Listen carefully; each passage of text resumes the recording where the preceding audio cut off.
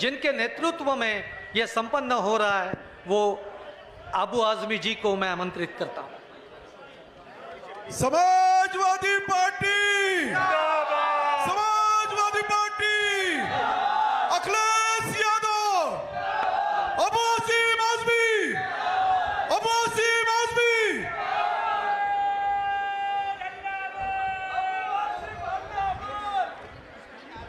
मोहतरम आदरणीय धर्मेंद्र यादव साहब, आदरणीय अवधेश प्रसाद जी, अब मैं सबके नाम तो लेना चाहता हूं क्योंकि सबका बहुत बड़ा एहसान भी मेरे ऊपर हो गया है, लेकिन सबके नाम लूंगा तो बहुत समय लगेगा। इसे आए हुए तमाम सांसद महोदय, महाराष्ट्र प्रदेश के कार्याध्यक्ष प्रताप होगाड़े साहब, हमारे एमएलए रईस शेख साहब, प्रमुख महासचिव मेरा सिद्दीकी साहब, मुंबई प्रदेश संगठन के सचिव शहनवाज खान साहब, मुंबई प्रदेश युवा अध्यक्ष फाद अहमद साहब, रुखसाना सिद्दीकी साहिबा, महिला अध्यक्ष रेवन भोसले साहब, अनीस अहमद साहब, महाराष्ट्र प्रदेश महासचिव राहुल गायकवाड़ जी, डॉक्टर रऊफ शेख साहब, महासचिव फारूक घोसी साहब, शकील खान साहब, सभी पुलिस कर्मचारी, सभी नगर सेवक और सभी आए हुए दोस्तों, साथियों, भाइयों और बहनों, यकीन जानिए जब से इतने सांसद चुनकर आए हमारा टेम्पो हाई हो गया। हमें लगा कि अब कोई माई का लाल समाजवादी पार्टी को रोक नहीं सकता, क्योंकि काठी की हांडी कितने दिन चलेगी, झूठ के ऊपर कितने दिन ये सरकार चलाएंगे। मैं समझता हूं इतना बड़ा झूठ बोलने वाला शायद दुनिया में कोई इंसान पैदा नहीं होगा। तो उसी दिन से मेरी नीयत थी कि मैं किसी तरह से इतने सांसद को बुलाऊं, लेकिन मुझे लगा यार अखिलेश भाई बोलेंगे यार तुम इतने दिन से काम करते हो, पार्टी तो बढ़ा ही नहीं पा रहे हो, और इतने इतने एमपी को बुला रहे हो, सांसद को बुला रहे हो तुम। मैंने बोला सर मैं कोशिश तो कर रहा हूं। मैं बड़ा आभारी हूं अखिलेश भाई का। उन्होंने मुझे कहा जाओ अबू आसिम, मैं सारे सांसद को भेजूंगा। तालियां बजाओ अखिलेश भाई के लिए आप लोग। तो आज ये लोग आए, ये बहुत बड़ी बात है भाई, मैं समझना कोई मामूली बात है ये। अरे 37 सांसद एक छोटे से आदमी के बुलाने पर, जिसकी पार्टी 20 साल से सिर्फ 2, 3, 4 एमएलए चुन के लाती है। क्या बोल रहे हो यार, मैं समझ नहीं आ रहा है। हाँ? मैं समझ नहीं पा रहा क्या बोला। आज आप बोल दो ना क्या बात है। बताता हूं, समझा ना। देखिए तंबू में घबराहट तो सबके है। सीएम साहब फोन किए थे अभी, अरे क्या कर रहे हो तू लोग, कुछ गड़बड़ मत करना। जब मेरा कोई उत्तर भारतीय बेचारा साइकिल पे जाता है और उसको मारते हो तो साला मेरा कलेजा फटता है, खुदा की कसम। क्योंकि मैं भी यूपी से आया हूं भैया। अगर उत्तर प्रदेश में इतना काम धंधा होता, इतना बिजनेस व्यापार होता तो क्या हम लोग यहां आते? नहीं आते हम लोग। हमारे यूपी के लोगों ने मुंबई में इतना काम किया कि कोई काम कर ही नहीं सकता। बताओ अगर झूठ है तो। गांव में हम लोगों के पास 3-3, 4 कमरे का घर है, और यहां एक नौजवान बच्चा बेचारा अपनी शादी करके बीवी को छोड़कर आता है और एक ऐसे कमरे में रहता है जहां हम गांव में बकरी और मुर्गी भी नहीं पालते। सही है कि नहीं? जब गुलिस्तान को खून की जरूरत पड़ी सबसे पहले गर्दन हमारी कटी। जब मुंबई में वीरान था, ऐसी जगह थी जहां कुत्ता भी नहीं जाता था, हमारे पुरखों ने अपने सरों पर मिट्टियां लाद लाद कर उसे खूबसूरत जगह बनाया। जब गुलिस्तान को खून की जरूरत पड़ी तो जब गुलिस्तान को खून की जरूरत थी सबसे पहले गर्दन हमारी कटी। अब ये कुछ कुत्ते कहते हैं ये हमारा चमन है तुम्हारा नहीं। देखो भैया, टकराना मत उत्तर भारतीय से, समझ लेना अच्छी तरह से। जब तक प्यार से रहे नहीं तो उठाकर पटक देंगे, बत्तीसी बाहर आ जाएगी, समझ लेना अच्छी तरह से। मैं नेताजी को क्यों मानता हूं? नेताजी ने मुझे नहीं बुलाया था, मैंने नेताजी को बुलाया था। मैंने ढूंढा पूरे देश में कि एक जुल्म ज्यादती महाराष्ट्र में हो रही, लड़ने के लिए अबू आसिम कौन सी पार्टी अच्छी है। मैंने सारी पार्टियों का जायजा लिया, मैं राजनीति में नहीं था। बोले यार उत्तर प्रदेश में एक मुलायम सिंह यादव नाम का आदमी है, अरे वो क्या बहादुर आदमी है यार, दबी कुचली मुसलमानों को भी जब उनकी सरकार आती है ना तो भी सीना तान के चलते हैं कि कोई माई का लाल मेरा कुछ बिगाड़ नहीं सकता। जब मैं सुना ना तो मैं बोला मुलायम सिंह यादव जी से मिलना पड़ेगा। मैंने ढूंढा उनको कि सर आपकी पार्टी, मैंने फोन पे बात किया कि आपकी पार्टी महाराष्ट्र में क्यों नहीं लड़ती। बोले मेरे पास कोई मजबूत आदमी नहीं है, इसलिए मैंने महाराष्ट्र में पार्टी नहीं बढ़ा पा रहा हूं। मैंने कहा सर मैं मजबूत आदमी तो नहीं हूं, लेकिन मैं आपको बुलाऊंगा और मेरा सपना है कि मैं आपको आसमान की ऊंचाई पर आपका झंडा लेकर जाऊं। मुझे याद है जो नेताजी आए थे यहां पर एक बार 12 रबीउल अव्वल को, जब उनका जुलूस निकला ना तो मैं था वहां, जब भाषण किया ना, खुदा की कसम मैं भाग के दौड़ के मैंने इनको हार पहनाया, फिर भाषण किया, मैं फिर दौड़ के हार पहनाया। बोला यार क्या आदमी है यार, ये क्या जबरदस्त बात करते हैं, और ये अपने गांव वाले हैं, यूपी वाले हैं। तो और मेरा कलेजा फट गया। जब उनका जुलूस निकला ना तो भिंडी बाजार में जब्बारी होटल के पास एक टैक्सी वाला टैक्सी रोका और ब्लेड से अपना हाथ काटा, खून निकाल के नेताजी के सर पर लगा दिया। यह करिश्मा था नेताजी का।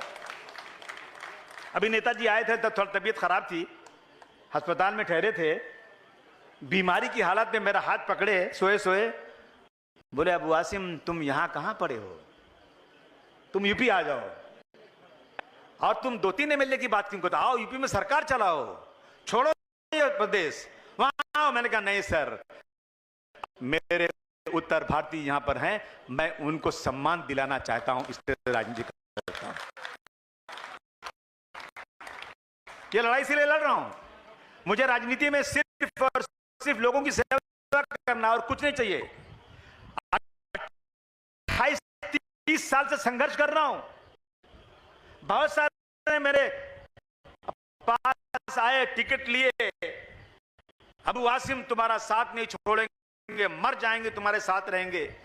एक ने तो खून काट करके चिट्ठी लिखा मुझे कि अगर आपने पार्टी छोड़ा तो हम लोग आज का मर जाएंगे, खुदकुशी कर लेंगे, और सबसे पहले पार्टी छोड़ के भाग पा रहा है। और मैं कितनी बार मंत्री बनने का, मैं बोला मंत्री नहीं, मैं मुलायम सिंह यादव का सिपाही बनकर काम करना चाहता हूं। और जब कोई अखिलेश यादव जी के पास भाषण करता है ना, माफ करना बुरा मत मानना, अखिलेश भाई बहुत काम है, साला देखा टिकट नहीं मिला तो सीधे मुर्दाबाद बोलने लगता है। हम वो नहीं है, अगर किसी का साथ पकड़ लिया ना तो मरते दम तक उसका साथ नहीं। हम सत्ता के लिए नहीं, सत्ता के लिए नहीं, वसूल के लिए लगते हैं। और नेताजी ने जो काम किया है ना, मैं समझता हूं कि हम जब टाटा में बंद थे, छूट कर आए थे, तो नेताजी हमारे घर पर आए थे। हमने उनसे कहा नेताजी टाटा में बहुत जुल्म हो रहा है, हमने अपनी आंखों से देखा है नेताजी, बगैर किसी गलती के टाटा के नाम पर लोग बंद हैं। और शरद पवार साहब कहते हैं मेरे घर पे बैठ के, और अपने सीएम थे वो, कहा अबू आसिम टाटा खत्म करना है, बताता हूं तुमको, सुनो। कागज निकाले, बोले आज से उत्तर प्रदेश में टाटा कानून खत्म। साइन किए मुलायम सिंह यादव, जाओ खत्म हो गया, खत्म। बोले किससे पूछना क्यों, खत्म कर दिया उन्होंने। और उन्होंने कहा कि मैंने खत्म किया तो एक पूना से आदमी आया था, लखनऊ में नेताजी पे हमला किया था और उसको पकड़ा गया था। नेताजी ने कहा वो आदमी टाटा में, लेकिन परवाह नहीं, छूट जाए तो छूट जाए, लेकिन बेगुनाहों को टाटा में मैं नहीं रहने दे सकता हूं।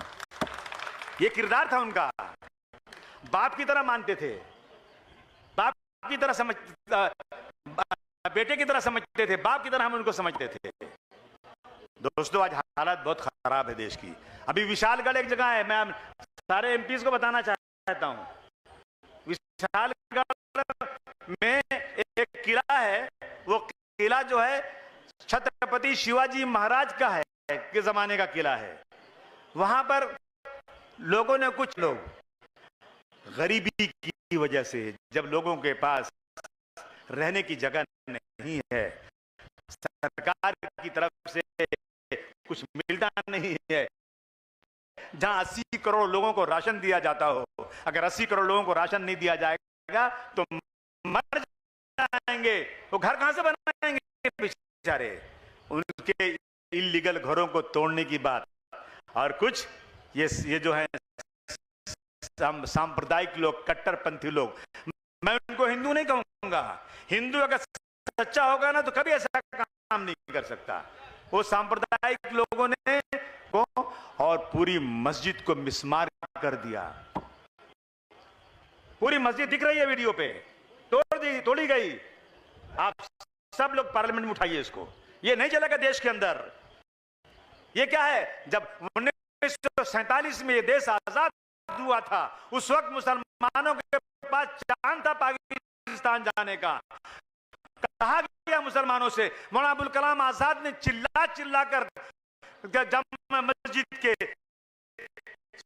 सीढ़ियों से कहा था, मुसलमानों मत जाओ इस मुल्क को छोड़ करके, यहीं पर शहीद होकर बनी हुई है, जाओगे तो तुम्हारी मस्जिदें वीरान हो जाएंगी, जाओगे तो तुम्हारे मकबरे पर कोई फातिहा पढ़ने वाला नहीं होगा। तुम्हें कसम है तुम मत जाओ, तुम्हें ताजमहल के हुस्न की कसम है, तुम्हें लाल किले की कसम है, तुम इस मुल्क को छोड़कर मत जाओ।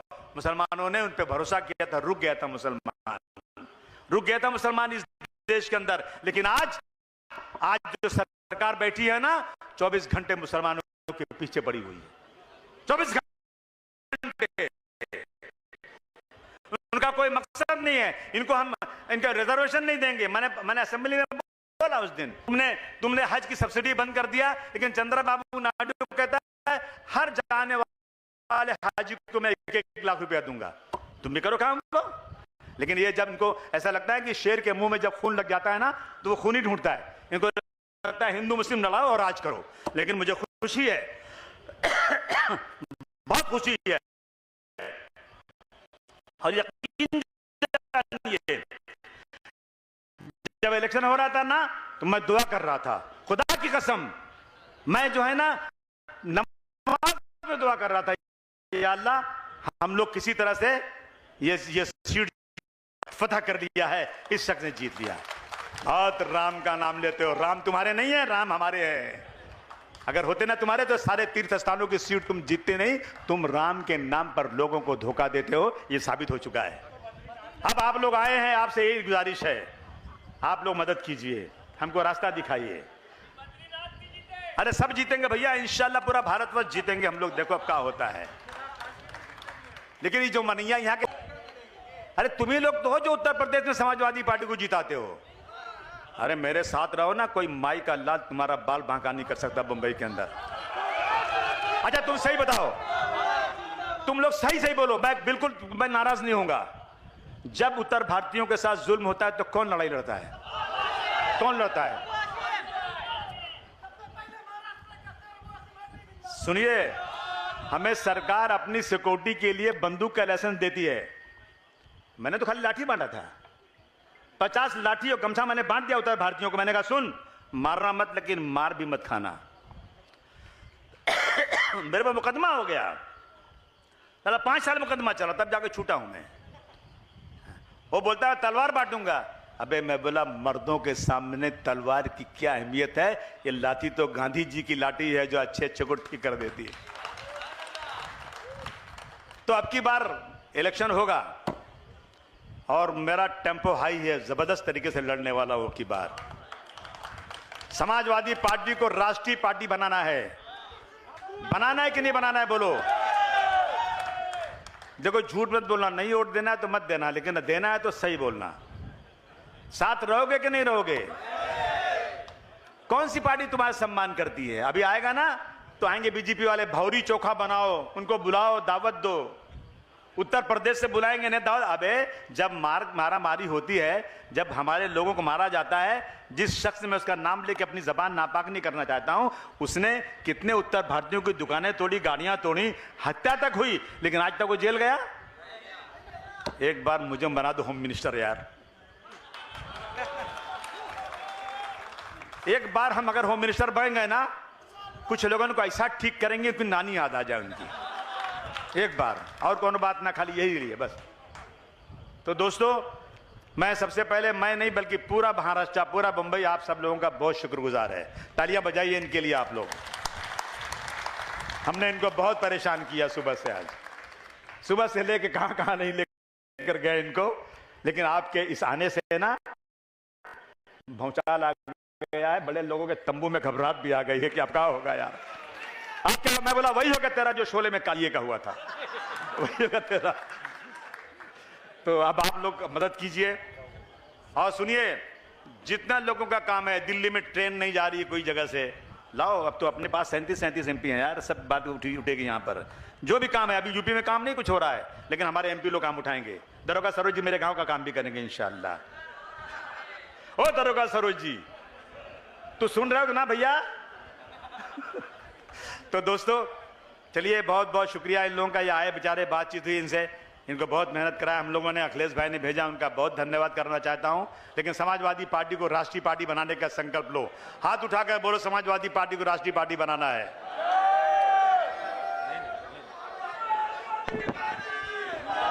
अखिलेश यादव जिंदाबाद, अखिलेश यादव जिंदाबाद, अखिलेश यादव जिंदाबाद, धर्मेंद्र यादव तुम संघर्ष करो, धर्मेंद्र यादव तुम संघर्ष करो, सारे सांसद लोग आप संघर्ष करो।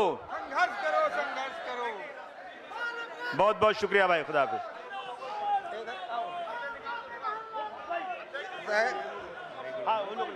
धर्मेंद्र से यहीं से लेके आओ आओ।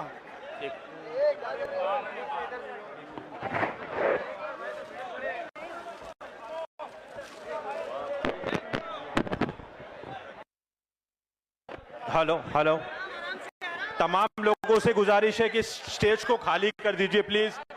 सांसद